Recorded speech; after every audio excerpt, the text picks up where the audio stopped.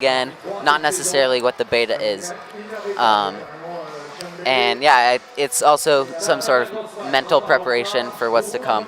Well, two Team USA athletes, Ashima Shirishi, she pulls on to start her route, a young prodigy, of course. I don't know if anyone saw her Instagram a couple of days ago, but she was up at almost 4,000 meters in Chamonix trying digital crack, which is an 8A, and Alex Honnold was watching her. So we had some stars high up in Chamonix before they came over to Briançon. And Ross has actually moved to Salt Lake City in America, and he might be my new training partner. We'll see. There we go. You got some high-class training partners there, Oscar. Born in the USA in the background is the song. Fairly apt as our two USA-based climbers start their semi-final route. Ross took some time off in Villars to have a little rest, but he's back with a vengeance now.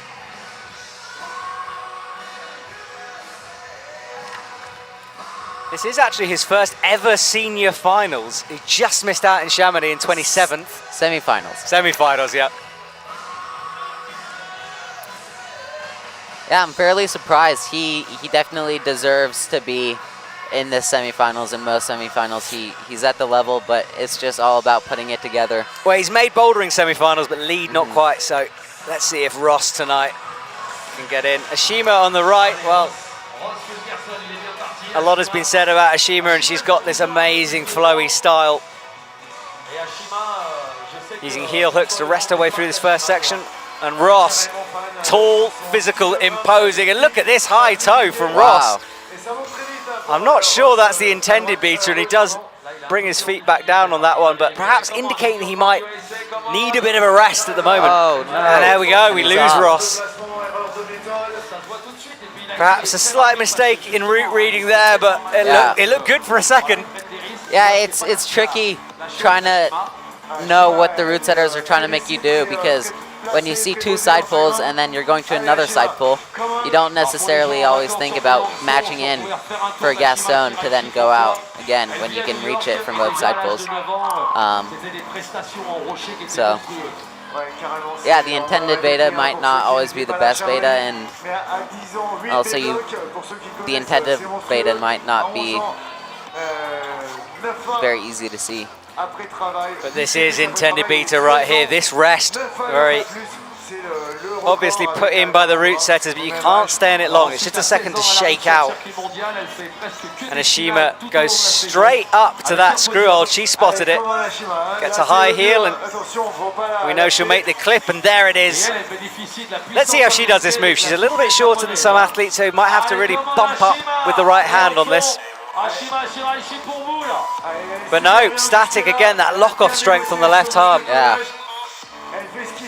She made that move look really good. And she's moving the rope up beforehand, which is not what every climber has done. Yeah, some good comp IQ there, and you can see her experience coming in.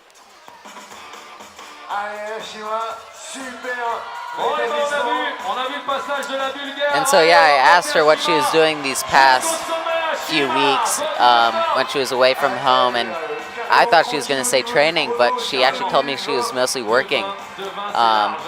And so being an athlete is as much of a job as it is a sport. Exactly, and then you have to perform though still. If you're working, it can be a very tricky balancing act, but she's in good form at the moment, and this rest, we know, very good, that high right, and she just uses it.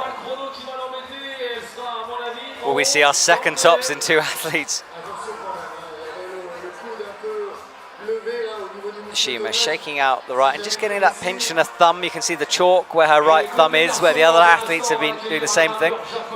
Yeah, so pinches are tricky because they do require a lot more forearm power, which is where you get pumped. So if you're constantly doing pinches, you do get more pumped, but then it often makes the grip better. So Ashima nears the top of her route. Are we going to see a second top? It would be great. Two women out of two.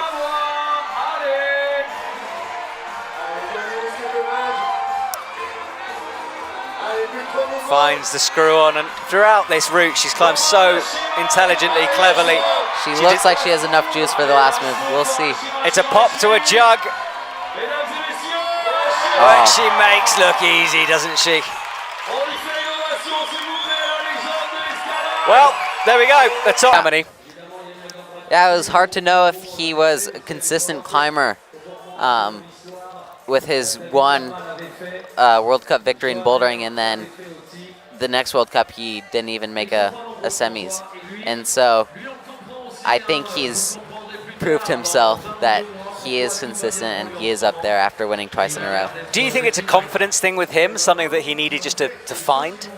I don't know. It's definitely not confidence for Sean Bailey. I think he's got a lot of confidence and he knows what he's good at and he knows what can stop him.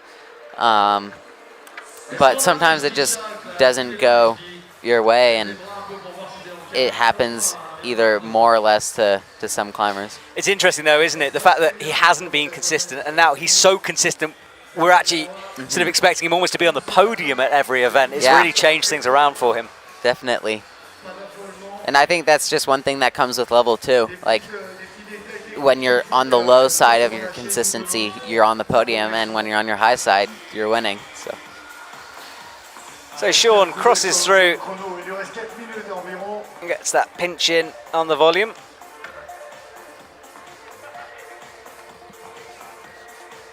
Ryu on the right-hand side of your split screen. She's about halfway up the route at the moment. Similar height to Sean, actually.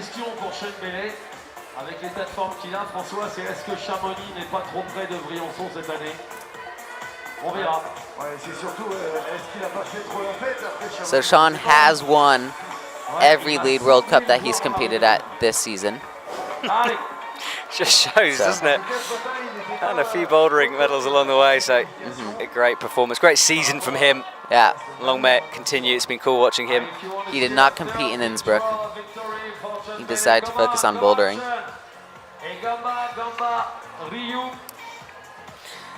So Sean using the classic resting position we've seen with that left foot, right foot on the small screw on. Hands on a jug, which isn't a jug to mere mortals, but to these guys is certainly a jug. Yeah. He's really good at dislocating every non-useful muscle in his arm to rest. You can tell he's just hanging there from his bones and not from his muscles when he's resting. That's a great description. That's very accurate. Right, you're getting high heels on the right. She's got the clip in, and now how's she going to do this move? She bumps up, adjusts. And then pretty dynamically. Yeah, it was, but she now looks like she's struggling. And drops back down, in fact. That's going to take so much out of her. Yeah. Using the arete, pinching there. And the rope is stuck again under the volume. Yeah, watch as she moves up to the left. She's going to have to flick it. And I don't think she's quite aware of it yet. And there she is now. Oh, no, I know she is, you know. She tried to, but she didn't actually move it. There we go. Sean Bailey, meanwhile, has made stunning progress on his route, approaching the high point. He crosses through. Yeah, making it look easy. Sean Bailey, one quick draw to go. That top looming. Are we going to see our first top for the men? Crosses through to the pinch. Careful. I know. And up to the slope. I mean, he's still got so much in the tank, hasn't he? As he runs his feet up that wall for this final clip. And this does look like a comfortable position, what he was just at. This last move is easier if you go dynamically, and he does, but just drops the top, perhaps. All the way around and dirty match are two of my favourite statements you've ever said. That's amazing. I'm going to nick that and use it in future competitions. Eliska Adamovska, she gets herself going on this route. 2001, she's had a pretty good season. 10th in Chamonix, 12th in Innsbruck. And a star of Moscow European Championships last November. Exactly, lead second, third in the combined. I mean, yeah, she had a fantastic event. Yeah, it's great to see her sort of convert that potential into a final here tonight. Yeah, part of a very strong Czech team at the moment as well. It's pretty cool to see Martin crushing in the men's final. Exactly. Without Adam Ondra, sometimes you think, well, who is in the Czech team, and then you realise who's in the Czech team, and they're all so good. Yeah, I guess that's why sometimes these events, when you're missing the big stars, are quite nice because you get to appreciate the depth of talent that all of the teams that have these big stars have. The Slovenians, Czech, list goes on. British team, of course, Molly, having only just not made it to the finals here tonight, and I know you were disappointed with that, so I'm sorry. Yeah, that's okay. Hopefully next time. At least I'm here, huh? Absolutely. And it's nice to have you in the box as Eliska, well, she gets through that first part easily. And that big right hand, we saw Ryu struggling with that a little bit, but no issues from her. Ella always looks pretty chilled. She's great at a straight arm rest. So she works her way up towards this first dyno move. Molly, that toe hook, I mean, it looks awkward, to be honest, but why are they doing that kind of a move in that position? I think it's quite a big hold, I'd say. And even just the tiniest bit of relief from one of the hands would be very helpful.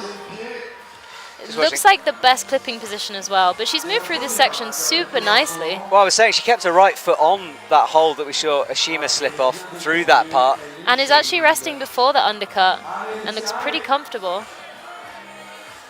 Yeah, she's seeing if there's a knee bar there. You can see her just fiddling around with it. I think has she got found it one? in. I think she's almost stacked her knees there. Oh, that looks like a knee bar. Yeah, look, she stacked her knees up. Or has she stacked them? It's hard to tell from that angle, but she's certainly getting pressure on the knees.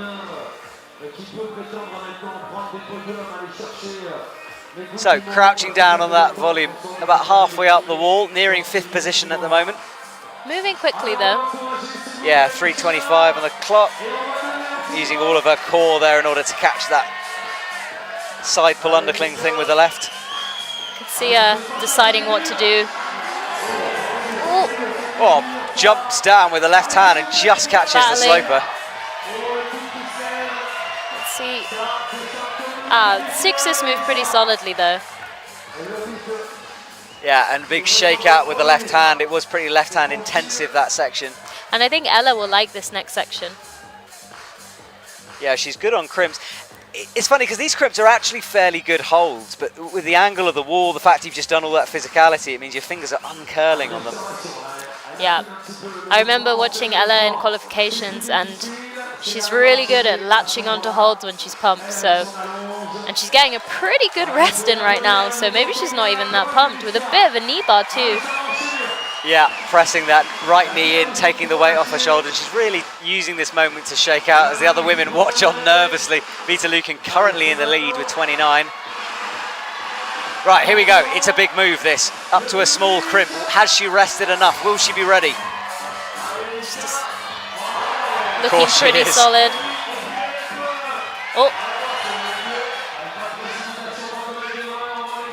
So goes over. And I think she's going to just jump straight through. There's the jump and the swing. And the first place position for her.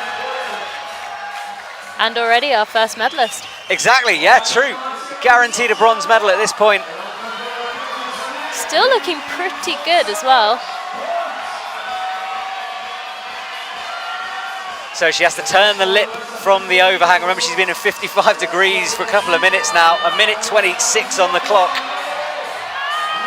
Come on. Oh, that was close. Similar hold to the men's semi-final. Yes, in fact, the same hold for the men's semi-final. Flipping ahead, which is a good sign. Tiptoes that heel in, locks it. Oh, look how bad that crimp is. I mean, it was a bad... Well, I know he's going straight to try a very famous, very difficult route. Fairly close by, I won't reveal any more of that, but that's where he's going next week. So from World Cups to the highest sport gliding grades around, Stefano Gasolfi can do it all. He was second in Chamonix, second in Innsbruck. Only made the semi-finals in Vila. A little hiccup for him there, but he's got back on track with those podium places. Let's see what he can do here. Yeah, I mean, Stefano is a guy, he always has the potential to win. And physically, personally, I would say in this final, physically, you might consider him as the strongest climber. I mean, it's always hard to tell. You cannot easily look inside of the people, but the way I see it, physically he's the strongest. But anything can happen, you know. It doesn't matter that much in a final route if you're physically the strongest or not. There are so many factors that are coming together. It was interesting watching that jump for Stefano. He was looking down at his feet as he was jumping almost. He knew he was going to get it. Yeah. Ooh, I think, yeah. And a high heel, Sean Bailey's toe beater, we think works best on that. And you can tell he does not like the sloper at all. And the friction on this one is getting worse and worse with the time. And the rain. We actually have one of these holds with us here today, and we can feel how bad the texture is. The texture is awful. Yeah, not great. But Stefano makes it through that slopey section, and now let's see if his years of route reading intelligence will pay off for this section.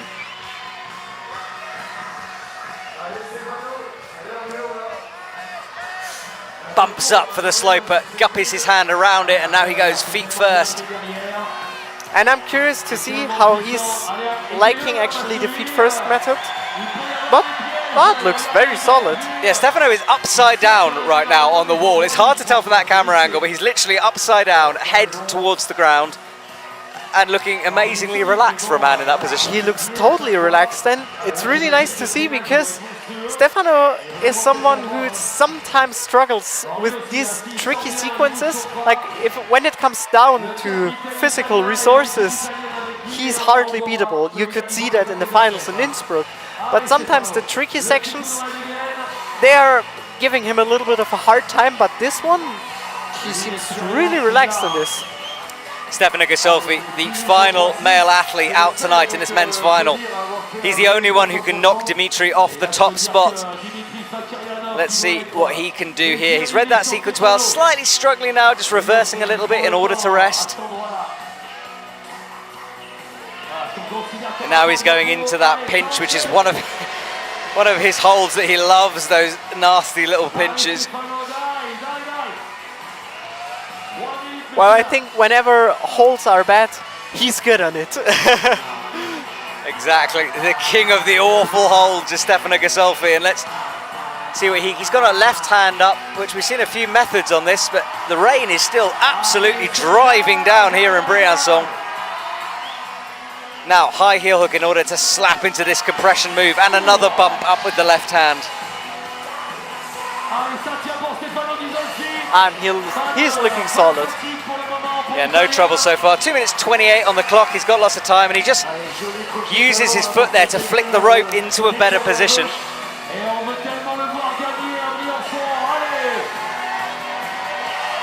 Stefano Ghisolfi on the big yellow volume. Oh, and he's a huge... How is he still on the wall? Wow. Ooh. That he still caught this one. I mean, wow, I saw him falling, definitely. Stefano Ghisolfi is Spider-Man. You've heard it here first. How did he hold on to that yellow volume? Just using... And look at this. I mean, it was super demanding for sure to hold just with one arm, basically. But, I mean, he's still there and he's actually resting. Yeah, Stefano had a moment where he's recovered well, but has it sapped his strength? 1 minute 36 on the clock. Stefano resting, somehow still on the wall. He's in fourth position currently. Sean Bailey is in third. He's in the danger zone. Stefano Ghisolfi is eyeing him up. And now let's see if he can make the press. He looks far more solid than Sean did on this, and a big reach up though. Solid. Wow, what is... Stefano crawling his fingers up, latching the hold, getting a toe just on that right, flagging the left out, and catching the side pull. He's still there. Now it gets really interesting. Is he going to do this move? He will stick it. And he does it. There you go, you called it. Statically almost bumped into that hold. And that is jumping him right up to the top of the leaderboard for Stefano Ghisolfi. He'll want to finish this route anyway. Why not? 38 seconds on the clock. Let's see a men's top here. Oh,